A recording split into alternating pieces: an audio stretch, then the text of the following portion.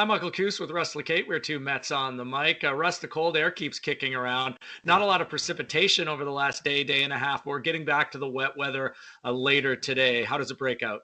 Well, the good news with that cold air hanging around is it keeps the snow line low. So I think the North Shore Mountains are getting probably the biggest snowfall of the season thus far through today, tonight, and Friday morning. So that's great news. And the other element of good news is it's not going to snow down across Yeah. the lower mainland at all. It's funny, Michael, go back a couple of days, Monday, Tuesday, when we spoke, it was like, oh, watch out, Thursday night, Friday, there is a storm coming. This one could produce a damaging wind. Yeah. It's still coming, but the main thrust appears to be a little bit to the south, that jet stream diving to the south now. So areas in Washington state, they've even backed off their wind advisories, but they are saying heavy mountain snow, coastal rain, strong wind. And I think that applies to here as well. So we're not talking about weather warnings, but, it's still going to be quite wet.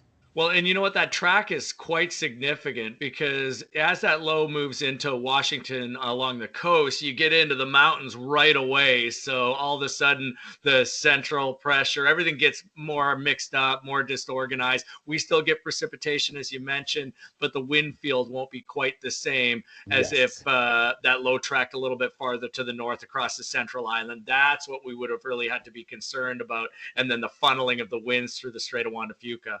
Very much so. I think, in fact, Juan de Fuca might be one of the windier spots around the south coast tomorrow. But, comparatively speaking, areas adjacent to the Strait of Georgia, I do have a brisk westerly in there for tomorrow afternoon, but brisk meaning 30 to 40K with a few gusts stronger than that. So not a damaging wind, but enough to usher the rain out of here. I wouldn't be surprised if rain tapers off Friday afternoon, and maybe that'll set the stage for a drier start to our weekend. Now, I know the weekend doesn't look terrible, definitely not a write-off, but what do you see for temperatures? I don't have a warm-up in there or anything significant until maybe No. Tuesday, Wednesday. Do you think it's going to Yes, warm up on the weekend? exactly.